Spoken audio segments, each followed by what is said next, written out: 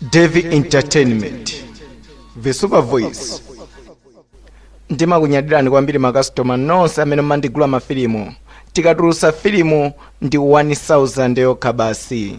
Gwirisani ntchito WhatsApp number 082 162 5588. Mukatero mwandipezatu ine Devi kungondilipira nkwe mwalandira mafilimu.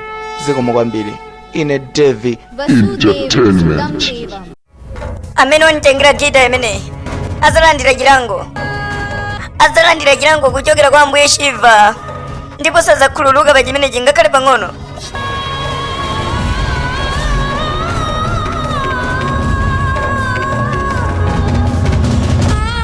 Apa ndezili ngati nsomba kuzichosa m'madzi opanda gita ndi kuti sungakhale kuno. Munandiuza kuti ndikupepeseni, taona nizachitikazi lero gita ijapita basi.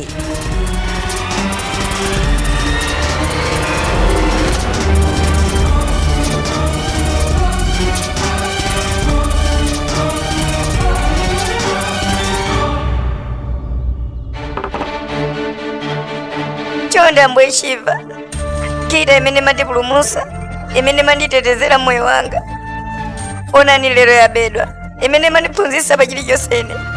Ndingakhale bwanji opanda gita imeneyi? Munthu amene wandipanga zimenezi akuyenera kulandira chilango. Munthu ameneyo Lada, chikuchitika nchani? Akulira chani? Akuti gita yake yasowa kaya. Chani? Chonde nimvesereni amayi, gita yanga yabedwa nyumbamo. Ngati sipezeka sinizadya chilichonse, ngakhale mazoku mwakhala kutali kwambiri ndine.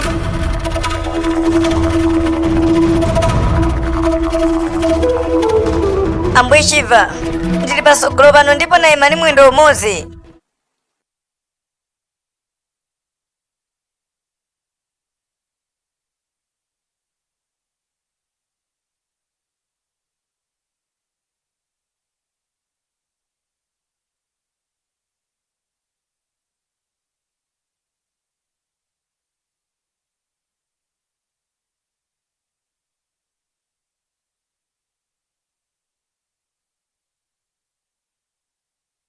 Lada, sikuyenera kugwiritsa ntchito mapazi ako. Adokta ananena kuti ukuyenera kudekha kwa masiku angapo. Chonde Lada, usapange zimenezo. Zilibe kanthu zimenezo.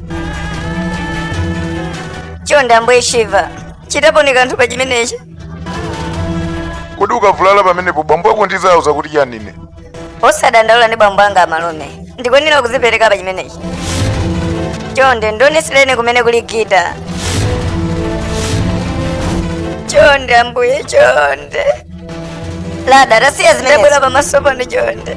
Zisiye zimenezo. Gita yako ipezeka nyumba momwemo. Chonde, ndiuzeni kumene kuli gita yanga. Apa ndezili bwino, zikuonetsa kuti wapitirira kulumala kuja. Apongozi, ndine msonkhano pa intaneti. Musamalireni Lada, muonesese kuti asiye zimenezi. Chabwino madamu, tiyeni. Chonde Ambuye Shiva, chonde ndionesereni. Ndi masewera anji amene akupangawo? kaya mwina simasewera amenewo. Zikuonetsa kuti pali chinthu chimene chamuchitikira. Tikuyenera kumangoonelera zimenezi. Chonde Ambuye, ndionesereni gita yanga. Chonde Ambuye, ndipaseni mayankho pa chimenechi.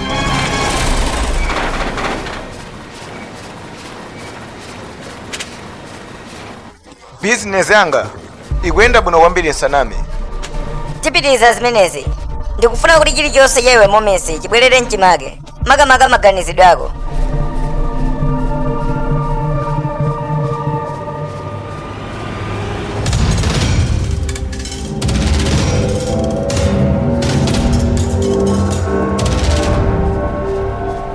Ntchito igwirike mwachangu, mukuyenera kumaliza. Mama ndikuyenera kusindikiza zimenezi.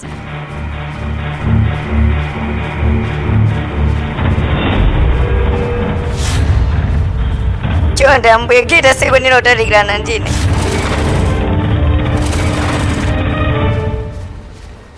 Amomesi apa zikuonetsa kuti mwabwerera ku ntchito. Apa zikuonetsa kuti maganizo anu onse amene abwerera mchimake. Nditatuzeni sopano zokhuza ukwati wanu uchitika liti? Apa mukuyenera kutuza chilungamo za ukwati wanu. Dziko lonse mukuyenera kuiziwisa pa chimenechi. Mr. Momesi, tikudikira mayankho anu padakali pano. Tikuyenera kuzowa zambiri kuchokera kwa inu.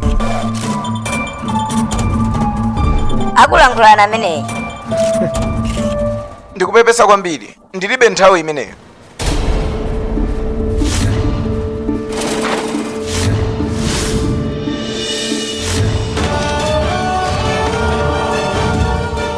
Sikana wema ni mwendo umozi maola 3. Chonde Ambuye Shiva ndionesereni kumene kuli gita yanga. Ulali tampasire mazi mwajangu amene. Lada chonde Ambuye mopempha chonde. Amayi andiuza kuti ndikupase mazi. Chonde pa nthawi ino ukuyenera kumwa mazi amenewa. Gita yanga ikuyenera kubwezeresedwanso. Ndikuyenera kuwayimbira amada kusondole. Ndikunena kuwaziwisa zimenezi. Ndine nkhawa yayikulu kwambiri.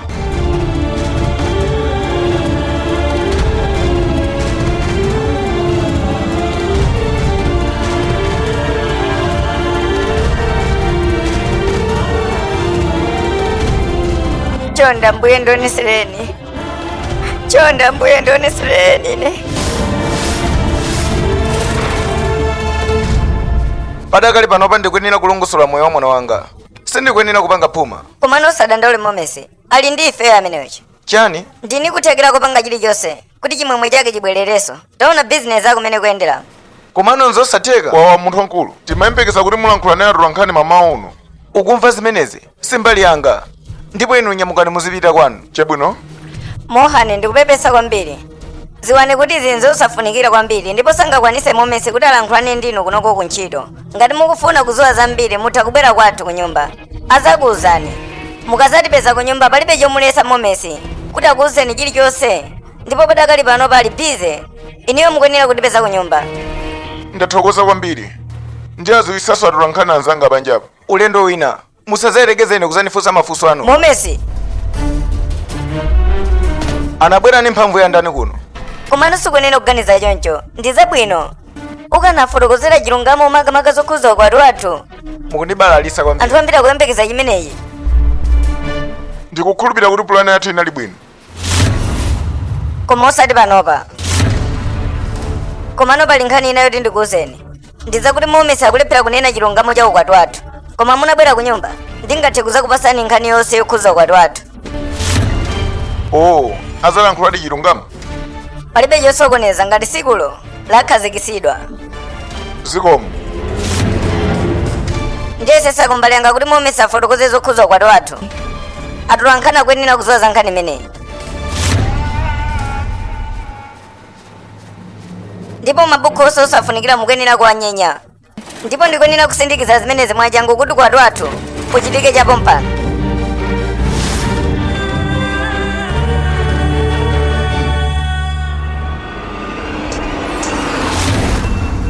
Ndikuyenera kumpangisa kuti mapazi ake onse aponde pasi ameneyi.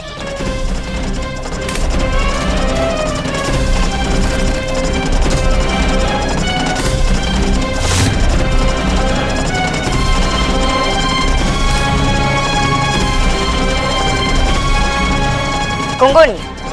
Ndikupanga chani? Ndikungenda Lada. Chonde Ambuye ndionesereni. Akuyenera kusiya zimene akupangazo. Tasiya zimenezo. Malingaliro ako ndi abwino kwambiri mwana wanga. Koma njira yakoyi singakhale yabwino. Sukuona kuti akupemphera iyeyo kuti upange zimenezi Mulungu azakwiya nawe kwambiri.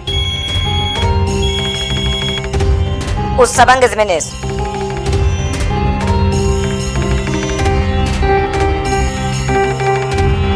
Lada, tikuyenera kuyang'ana gitayo. Koma osati zimene ukupangazo mpaka na tikafika kuchipatala zona. Chonde Ambuye ndibweresereni gita yanga. Komano usapange zimenezo chonde. Ndikubweresere juisi chonde. Ndikuyenera kutengera chakumwa.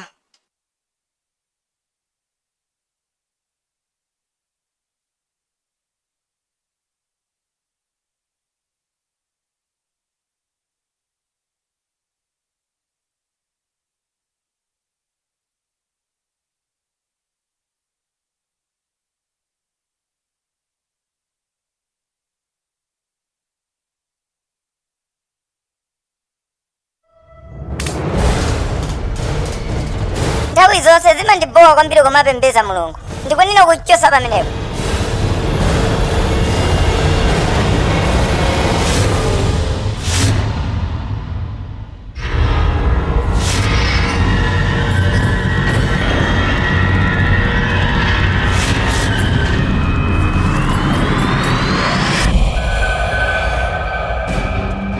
Usapangisa zimenezo.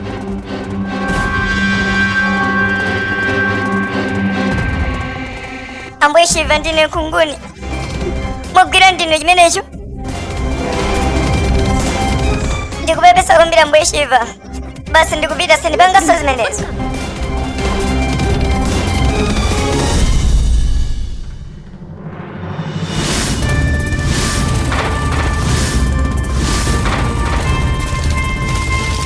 Amayi, munadya kwa maola awiri, koma mwakhala siku lonse. Lero ndimayenera kulipira misonkho yonse ku ofesi kwanga. Koma zikuonesa kuti kunyumba kuno lero tili ndi vuto lalikulu kwambiri. Vuto lanji amayi? Ine ndili bwino, koma vuto ndi Lada. Akuti gita yake yasowa.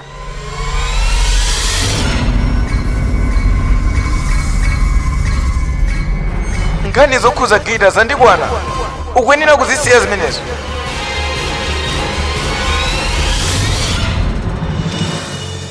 Chonde Ambuye chonde. Ndionesereni kumene kuli gita yanga.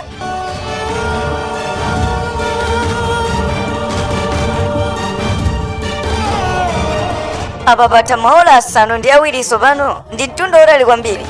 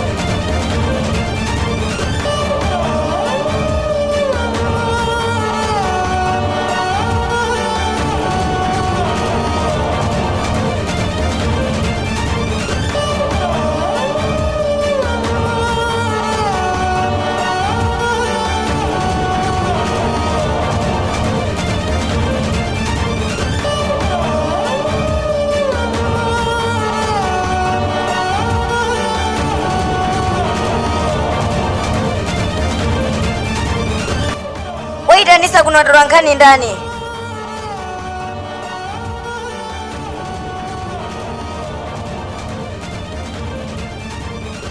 Ateni mini, munali kunena kuti mukwatirana ndi Momesi. Tiona ni zimene zachitikazi. momwe sizikuonesa kuti wacholera khosi pasikana ameneyi.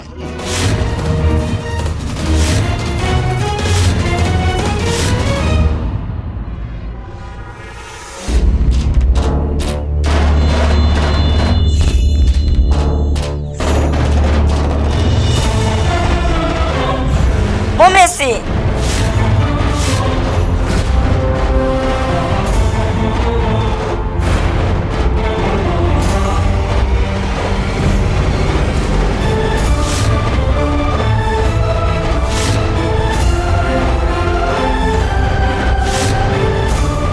Iziso ndizachitika mobowa bwanji?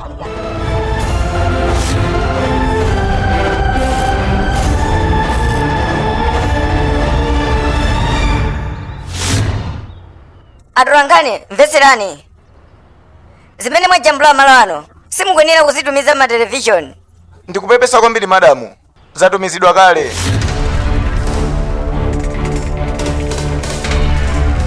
Musatero, ndiwe ntchito athu ameneyo.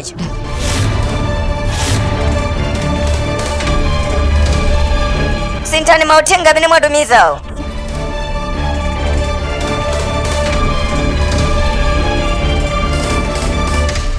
Munyamuke muzipita, kapena apo ndikuthamangitsani. Tiyeni. Opusa amenewa.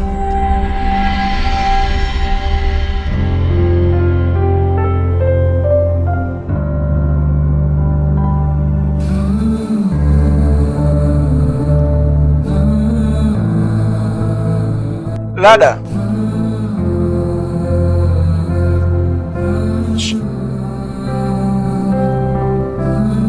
Lada Jonde. Tazuka. Lada tazuka.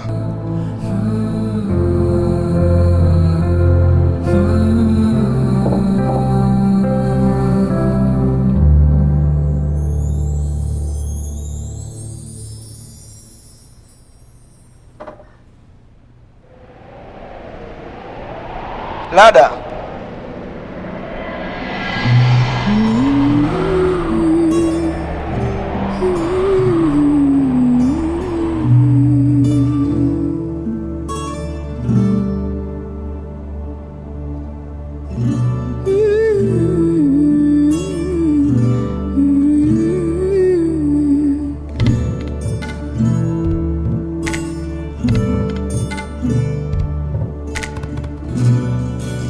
Komano, ndili bwino.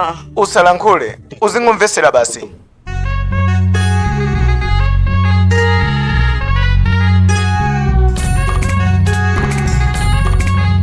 Unaganiza bwanji kupanga zimenezi? Kufuna kuzononga weka? Kapena ndi wopenga? Ndizakuti akanayinyenya kukhala zinyalala bukhulu.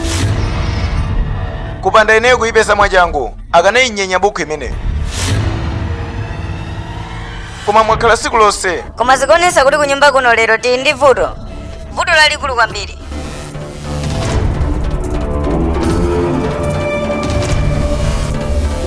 Sikana opusa ameneyo, wakhala chaka chonse akunivutisa zokhuza Gita.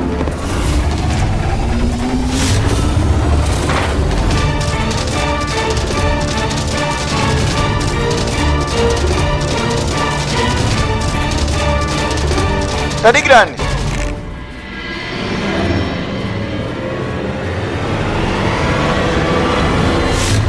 Zikuonesa kuti Gita yomayikonda kwambiri kuposera chilichonse pa moyo wako, si choncho?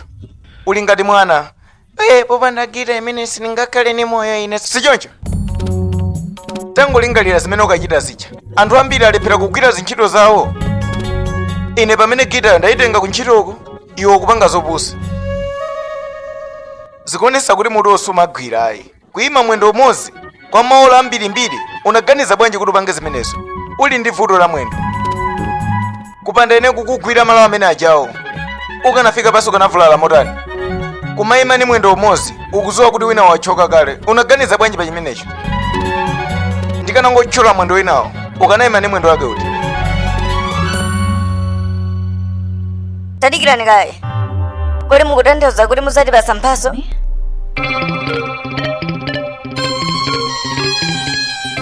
Apo ndi wabalalika. Ndakambapo zokhuza mphaso, zimenezo nzam'malingaliro mwako. unanduza kuti uzandipasa ngati mphaso. Lero ndayipeza ndineyo, koma iweyo kuvutika mu mtima umaganiza bwanji kufuna kuzipha wekha? Zopusa basi.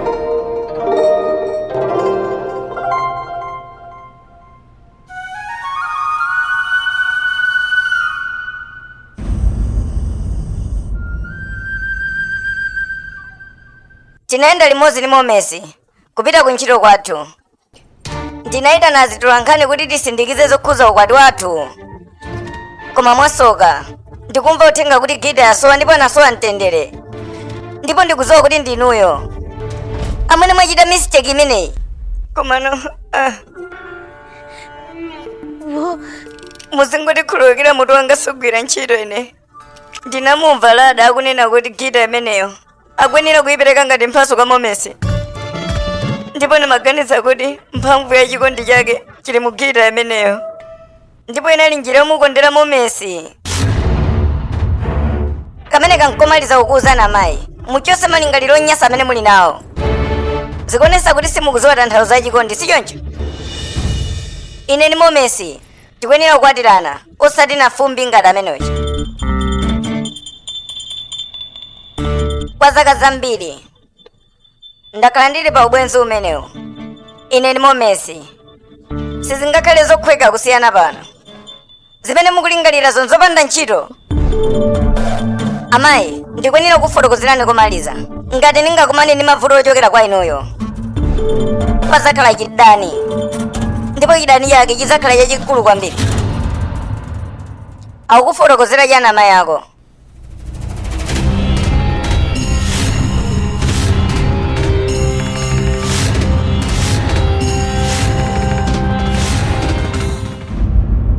Palibe amayi, ndikungofuna Lada anenepo kanthu. Ayi, ndabwera kuzafunsa zomwezo. Amayi anzanga, mama uno munapita kuchipinda kwa Lada, si choncho? Ndipo Gida yetu inali kuchipinda kwake, munayitenga, si choncho? Tandilankhuleni mwachangu. Oh Mulungu wanga, sibwino kutanthauza choncho kuti Gida achita kubedwa. Ayi, Gida yetu yapezeka ndi Momesi, ndikuti tikatero tikhala ngati tamunyoza mwana wathu kuti waba Gida imeneyi.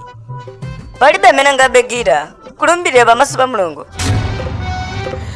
Kupanga zimenezo tingathe kupita nazo kuchiwonongeko. Basi.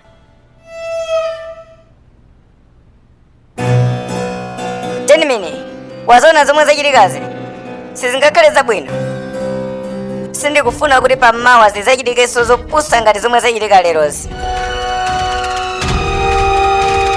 Pazakhala mavuto akulu kwambiri nsakunamizeni. Chani? Mukutanthauza chani? Chushi azapanga za inuyo.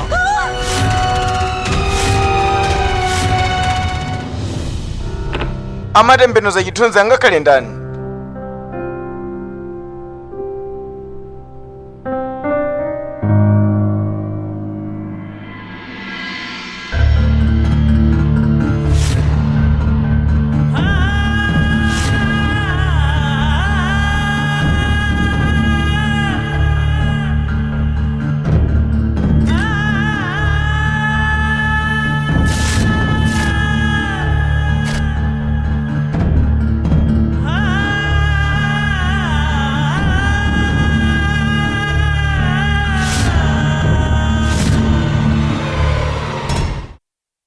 Zero 8 awili 162 5588.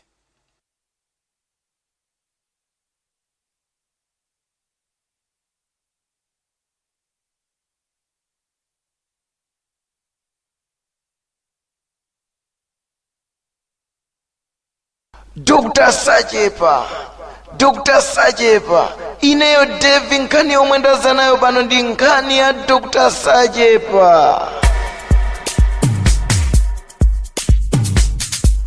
Dr. Sajepa akudziwitsa wina aliyense kuti amathana ndi mavuto osiyanasiyana kungotchulapo ochepa chabe, kuchosa ufiti, mwitano pa banja, amathana ndi matenda osiyanasiyana, kusowa ntchito, kusachita bwino pa ntchito, kubwezeretsa chikondi, komanso kupangitsa akazi anu kapena amuna anu kuti azikukondani kwambiri. Komanso Dr. Sajepa akupezeka ndi mankhwala monga awa okhuza ana a skulu ngati zikukanika mkalasi kuti mukhonze bwino. Iwo akupezeka ndi mankhwala oti muzikhonza bwino mayeso anu, kumaziwa kuwerenga, komanso kulankhula English popanda chovuta chilichonse. Mankhwala awa ndi abwino kwambiri, ayeseni lero simuzalephera mayeso anu kapena ma interview. Dr. Sajepa amathana ndi mavuto osiyanasiyana kungotchulapo ochepa chabe. Nkhani zokhuza chuma, iwo atu mwayike pa namba 1 amathana ndi mavuto onsewo. Kodi inu mukuchedwa pati? Anzanu akulemera, anzanu akuchita bwino, ayimbireni foni manambala amene mungapasidwewo. Muthana ndi mavuto anu mosavuta kuchokera kwa Dr. Sajepa. Akupezeka maderawa kucholo, kulilongwe, kunzuzu. Ayimbireni foni kapena kugwiritsa ntchito WhatsApp. Nambala yake nayi 08244122626. Amene muli mayiko akunja musakhumudwe, Dr. Sajepa amathandiza ngakhale munthu uli kutali bwanji. Ambiri mwachitidwa chipongwe ndi asing'anga ena angoti fwakalala mtaunimu. Ineyo Devi ndinakubweretserani poyera Dr. Sajepa ndi chifukwa choti iwowa ndimakhulupirira zintchito zawo, komanso madetails ambiri amagwiritsa ntchito aine Devi. Ngati mungaone vuto kwa Dr. Sajepa ndiyimbireni foni pa nambala iyi 081625588. Dr. Sajepa ndimakhulupirira ndipo ni mpambande.